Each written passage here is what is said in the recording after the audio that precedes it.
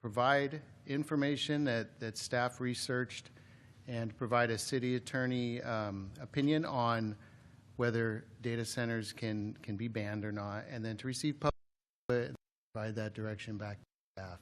So tonight I mentioned briefly the Planning Commission. Since this is a joint work session, the role of the Planning Commission tonight is no different than any other night for an item where the City Council would be the ultimate or the final decision-making body, and that is that we would request that the Planning Commission be a part of the discussion, act in an advisory role, provide their input and opinions to the City Council, and then ultimately the City Council is requested to provide that policy direction back to staff. We understand that with 4 council members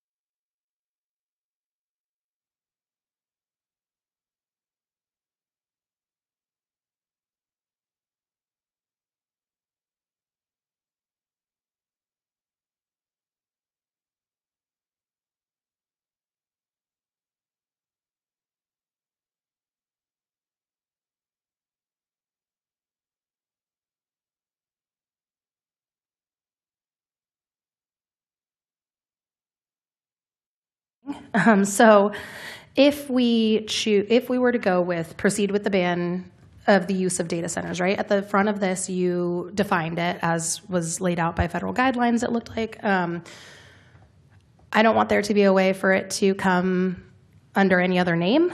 So I just have some concerns if there's any tight language that we could do that would make it so that who knows in 2 years what they're going to decide these things are called, right? Especially with all the negative things that are happening. So I have some concerns like along those lines. And I think this joint question that I was going to ask maybe comes to how we can come up with better ways to do that. But you also talked about the ethics, right? And so for me, that is a big concern, right? Like, look at what we do for housing. You want to figure out how to maximize the allowed people in a house, right?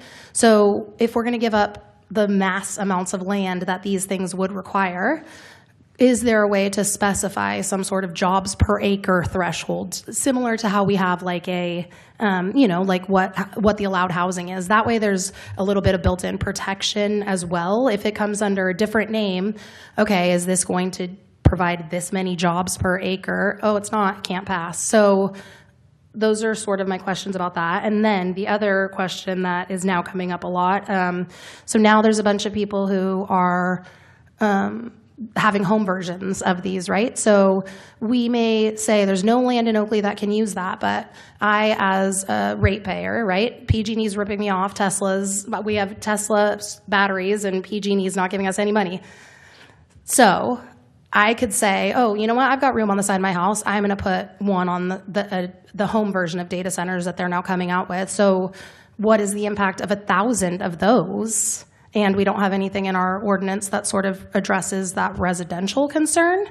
So those are some of the questions. Oh, and then also on the Oakley Logistics Center, you said currently it has uses established, but if any of those uses moved out, if there wasn't a ban or if we didn't take any of these other actions, technically a data center could take one of those uses, right? Because it's not like our Bridgehead specific where it's spelled out that it can't be in there. Does that make sense what I'm asking? Yeah, all those questions? I'm taking notes, perfect. yeah. Okay, great. Those are my questions. Yeah, so great questions. For the first one, absolutely. We would, if that were the option, if that were the direction of the council to come back with an ordinance banning data centers, it would be much more than just data center. We would provide definitions if there was any catch-all definition so that they couldn't slip through with a different name. So it would really describe the use and how the use operates. That would be the key. And if you were to look at that Monterey Park ballot measure, they kind of do that there. I think they limit it to a certain acreage, but it's more than just data centers. So they define it in there. We would do the same. As far as the jobs required, that would be a new thing for us. I don't think we have any other uses that do that, so that would be something I'd want to discuss more with the team here if that's something that we'd have the potential to do. It would be unique to that use. Home version data centers, not something we've even thought about, to be completely honest. OLC, that would be the same as any other property here if the moratorium were to expire. So no different. So yeah, for instance, if the moratorium were to expire and there was no additional ban, someone could potentially come and file for an unclassified use to have data center defined, and then us decide, well, CUP and light industrial, whatever it may be. However, OLC, I believe, has its own zoning similar to Bridgehead industrial projects. So that would probably require an extra step, amending that or something along those lines as opposed to just an unclassified use. But yeah, great questions. Sorry I don't have answers for the home one. That's completely new. No, yeah, and it is new. It's new technology, but I just worry like, okay, we're doing the step to, say we do the step to ban this, but then there's, 2,000 homeowners who do it. I can't imagine living next to that would necessarily also have any. I imagine it would have impacts on people, so potentially maybe we need to look at that eventually too. Okay. Cool, thank you. Thank you. Vice Chair Harvey. Hello, thank you. I wanted to ask a question and also make a small observation. The question I want to ask is how much do we think that a ballot measure might cost for us if we do decide that? That would be the first question. Second is, please consider designating all data centers as H2, heavy industrial. Don't let them have our water. Please consider that. Thank you.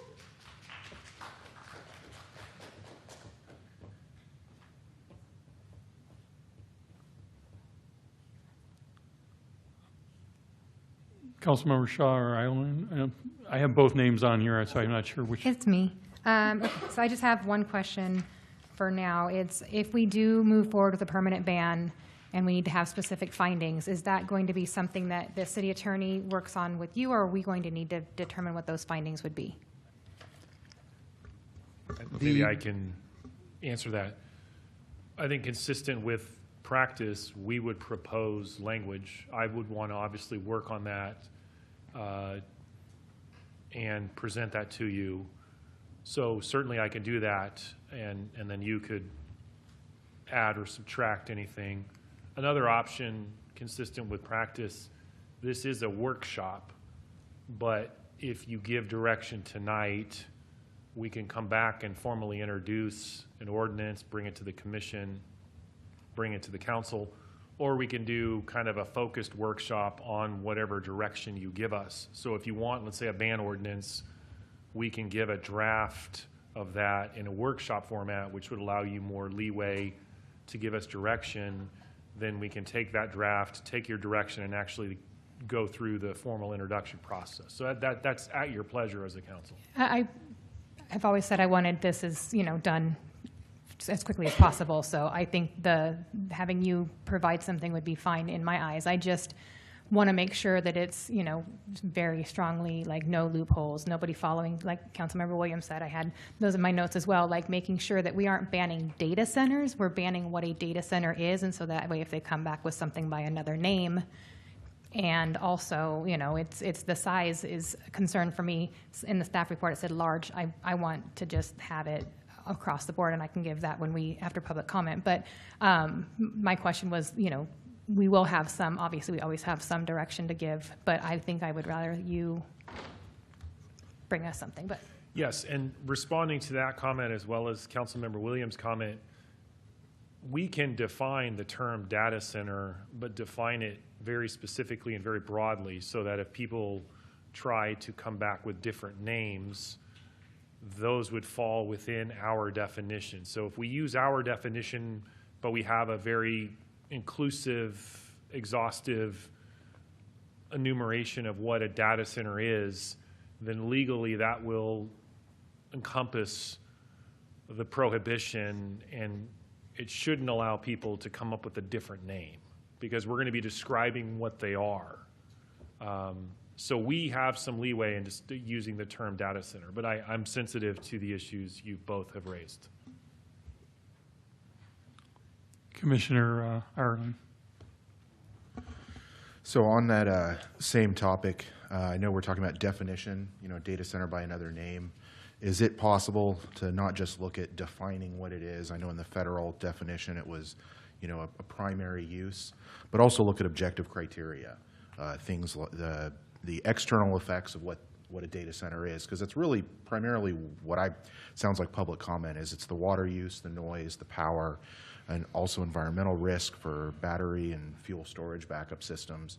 So not just looking at defining what a data center is, but also what the external effects of what it is operating from an objective criteria standpoint in any kind of ordinance. Is that possible? As a way to kind of make sure it's not an R&D center that's really this, it's not a research center or something like that. Yes, and then that falls in line with my previous comments, and we would very carefully enumerate those objective factors, Commissioner Island, that you mentioned. So we would absolutely do that. And again, if, what I know from my experience drafting ordinances with this council and your predecessor councils is sometimes it's good to have that workshop. Right, tonight we're doing a workshop where we're discussing the topic generally, but it may be worth bringing a workshop to actually talk about something specific. I think we've done that with a number of other ordinances and policies where we did that informal step before we did the introduction, and I'm what I'm hearing, it's obviously your pleasure as a commission and as a council to give staff and I direction, but that might be something you want to do because it would allow, I think, an iterative process. Because once the concepts are out, once you give us direction, you know, this is a new phenomenon. So we're working on with a blank slate as well. So I'm not telling you what to do, but I think the workshop, a focused workshop, let's call it that, might be a good idea when you get to giving us direction.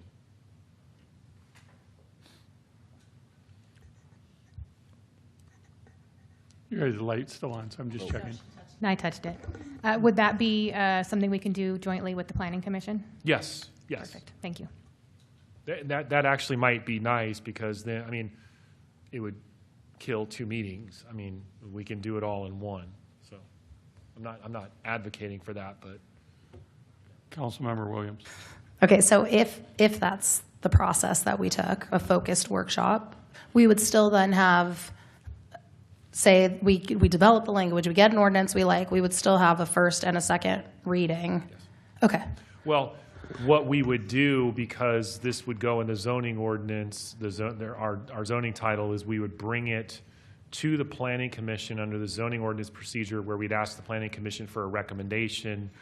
Planning Commission would give its recommendation, we'd bring that to council, and we'd introduce and then do the second reading. So it would actually be 3 meetings. Okay.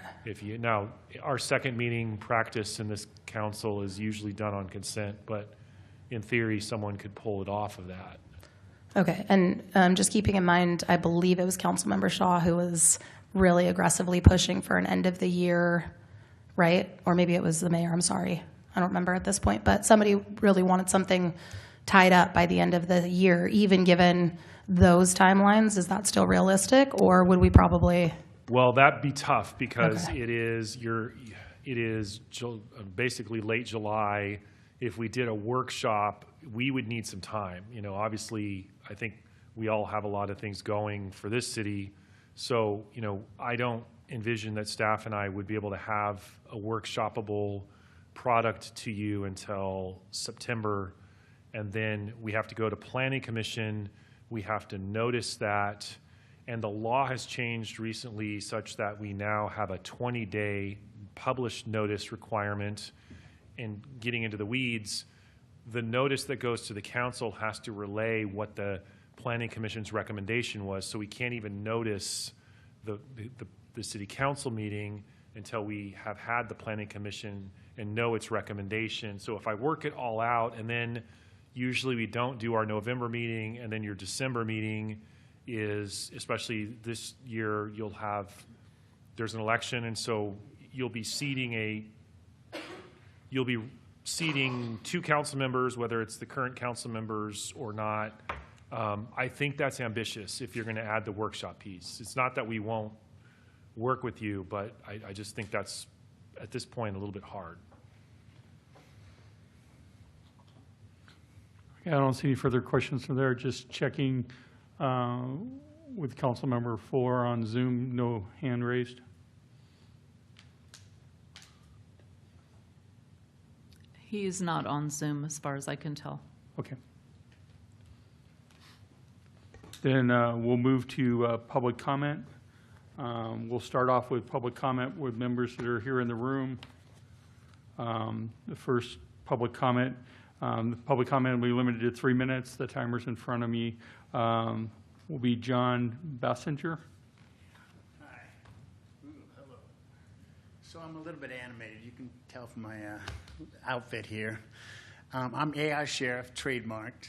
I've been doing this stuff for longer than most of you probably been born, since the 70s. Well, some of you maybe not. But, you know, to go to kind of her point, actually, I'm going to pivot a little bit.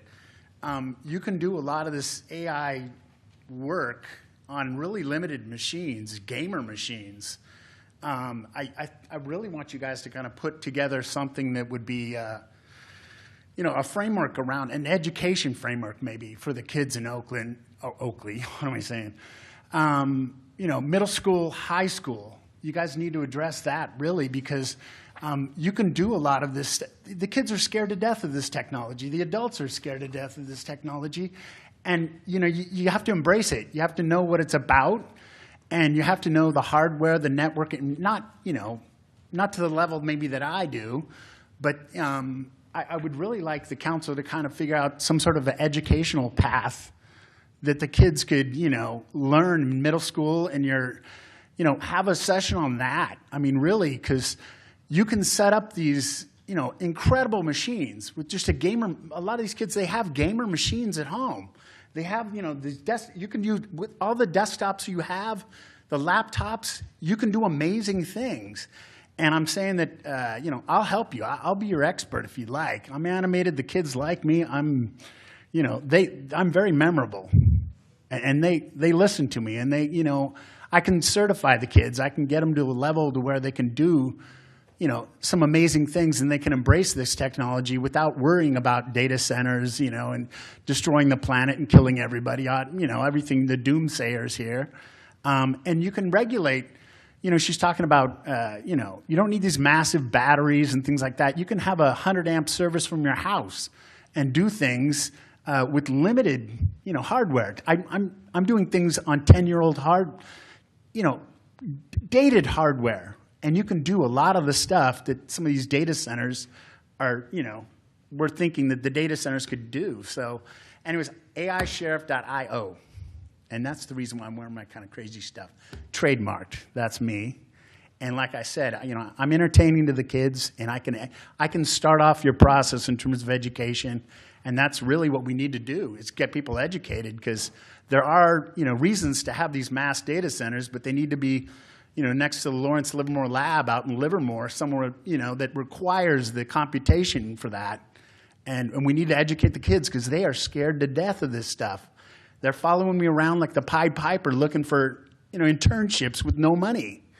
I mean, this is scary to the kids, and I want to help them out. So anyways, that's it. Thank you.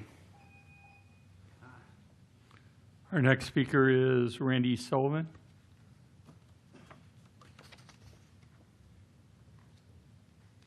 How you doing? I just wanted to reiterate on how I didn't like the data centers coming in. I know we have the small town feel, in our language, but I remember when it was a really small town. It's gotten bigger, and these big warehouses, full of data centers and all that stuff, it doesn't need to be around here. I mean, unless you want to finish off the Delta, you got pumps in there now, salt water all the way up to Sacramento. Fishing's gone. And it takes, well, just from what, before the data centers even got in here, or we're trying to get in here, my water bill has already doubled. My PG&E bill has already doubled. Just within 25 years of living here. So, and I mean, that's just having to do with all the housing that's being built in here. The small town feel is going away. I mean, we're getting crammed in, and now with the big warehouses, wanting to get in here too, I'm all for none of that. That's all I got to say. Our next speaker is Jasper Willowbrook.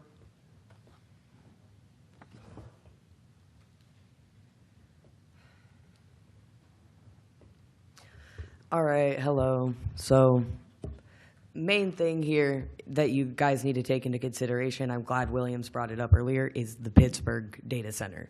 So, these AI data centers that have been having devastating effects all over the country and world are 100 megawatt data centers.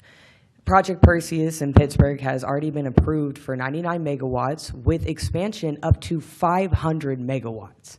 This is 5 times the size of the horribly destructive data centers we're already seeing around the country. So even with mitigating factors, it would be silly to think that we could have 2 AI data centers this close together. There's a time and place for AI. Despite what many of you may think, I'm not anti-AI. There's a time and a place right next to each other on the same waterway, using the same power sources is not the place. In a town where light industrial was mistakenly intermingled among housing, it's not cool to let it be there either. Like the other man said, you know, he's not the only one who worked in computers, was a network administrator, or he probably did higher echelons. I don't even remember where I was going with that. The point being, there's a time and a place for it. Like he said, out by Lawrence Livermore Lab, spreading them out, using them only for necessary services. Generative AI is destroying the planet for nothing. Record keeping, hospitals, stuff, like that's all, you know, great, excellent, viable, justifiable uses for AI. And we don't need to have as many AI data centers around the country if we start restricting and acknowledging what those centers can be used for. Now, that's broader scope than just this city. But that's why I said I want y'all to keep in mind, we are already getting one, mandatorily 99 megawatts, up to 500. Standard data centers that you saw in the 90s, they were like 1 to 5. That's why they never had the devastating impacts. They didn't need the type of cooling, the type of power that AI does. They were wildly different. I worked in a data center in the Marine Corps. It was a tiny little one in the tent. It doesn't take that much power for the regular uses, for the things that we do need AI for. So it's just really a misuse by people who are abusing their power of having money or whatever it is to implement these in multiple places around the Bay Area when we have shared water sources. So I would hope that you guys will recommend a full outright ban in the city. Thank you.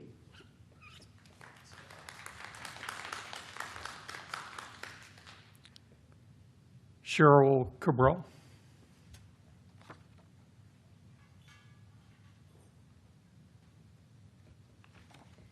Good evening, Mayor Henderson, members of the Council, Planning Commission, and staff. My name is Cherie Cabral. I represent the California Construction Labor Management Trust, which is a coalition of the building and construction trades, the environmental side, as well as the Western Steel Council. I stand before you as a very proud 30-year resident of Contra Costa County. I raised my daughter here. My niece graduated from Oakley High School. This place is home to me. I have seen it grow. I have seen it change from the days when it was agricultural fields and there was big distances in between places to kind of a boom town and a substantial change. This used to be kind of out in the sticks, right? This was the area where there wasn't much that was going on, and if you got to the Antioch Bridge, you'd really gone a long way from the core of Contra Costa County. Not so much anymore, and you guys have done a beautiful job in developing and building out this area. I do want to say this, I think you heard it from at least one other speaker, data centers are not a new thing. They've been around since we started having digital dependency. They come in many different shapes and sizes. However, the majority of them, over 65% of them roughly, are between 500 and 200,000 square feet. So to put that into perspective, they're smaller than a Home Depot. They're basically your old CPU that used to be under your desk shoved into a big concrete building. And they have been the subject of study by numerous institutions from MIT and Lawrence Livermore Laboratory since 2008 on water use and power use and on heat. And it's some of those most recent studies from 2026, I think, are really starting to inform the changes in technology and the way that we build data centers and what's being used in them and how we cool them. That being said, data centers, because we are such a fundamentally digital community anymore, are part of the critical infrastructure just as much as electricity is, just as much as water is, and a wastewater treatment plant or a road. They're not all of our favorite things to have nearby, but they are part of the necessity of our daily life. So I think that just like anything else that we build that's part of the critical infrastructure that not only helps to supply jobs, but does actually increase our daily quality of life, right? I mean, we depend on the things that data centers do, from using your debit card to going to the doctor, to enrolling your children, to having kids have equality and access to education by being able to read a digital book, that we can govern very carefully the standards that we place on building a data center by going through the planning process and putting those things in place as part of the overall structure of how we approve projects, right? Setbacks and all the rest of it.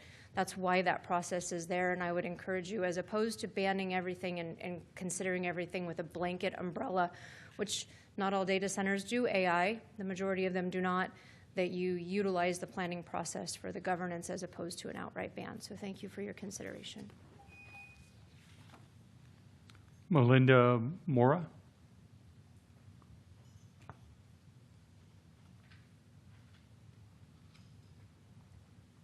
Hello, good evening.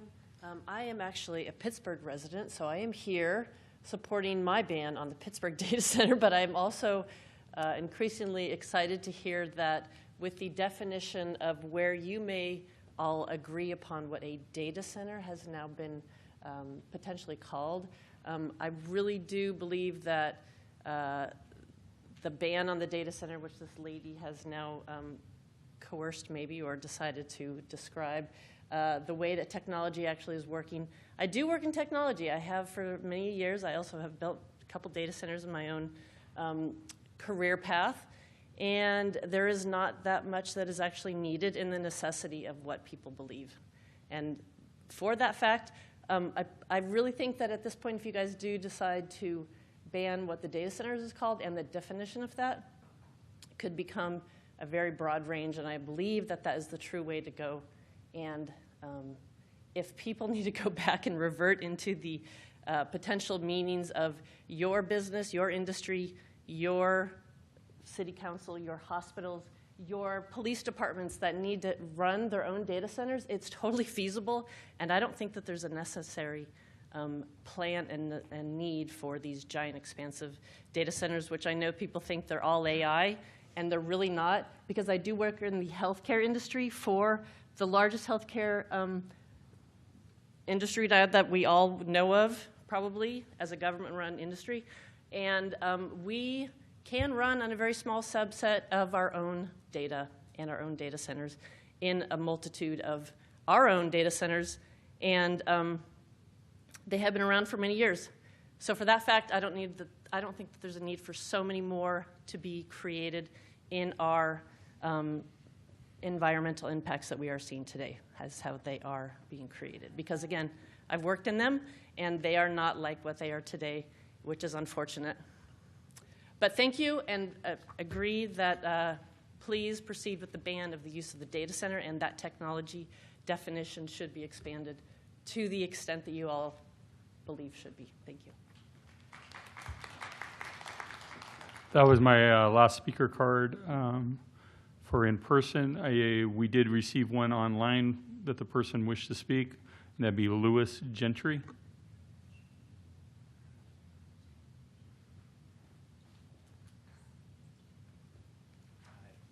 Council and Planning Committee members. I am a software engineer myself. I have written software systems from graphics, the yellow line that you see on football games, to AI models from the ground up. And I agree with the other technologists in the room that the scale that we're talking about isn't necessary for the niceties, the digital niceties that we've come accustomed to since the .com boom. We can have those niceties on smaller scale systems. The data centers that have run Google for 20 years, those are much smaller than these AI data centers, and they give us all the niceties without all the extreme environmental and economic impacts. So these hyperscale data centers are built at that scale for one reason, to put more money into the hands of the rich and put them in the more impoverished environments. And so I agree with the ban, and on to the presentation, I had one concern that I wanted to add to the list of concerns is the amount of e-waste that these super scale centers would generate. Even the smallest one can generate several thousand tons of e-waste that could leach mercury and lead into the landfills, and also that could have impact on rates for customers and other environmental impacts. And also, kind of related to that, this AI boom is a bubble.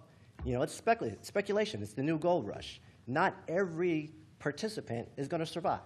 Some of them are going to go belly up, Now, what happens if companies go belly up and this data center is abandoned and empty? Perhaps these questions have been answered already, but there were concerns that came to me as I was reading, and I just wanted to kind of put that out there. But again, I am totally against these data centers and do not believe what the rich on high would like you to believe, that you need massive amounts of hardware and stuff. No, you don't.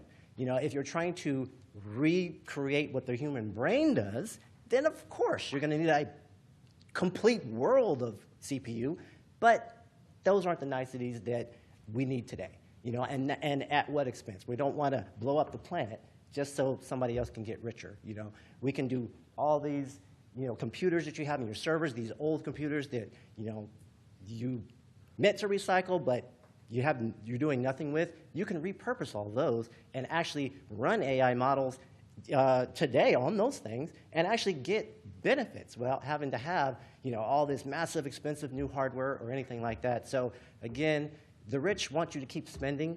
They want other businesses to keep spending to put money in their pockets. They're not thinking about how it's going to impact the everyday resident. Thank you.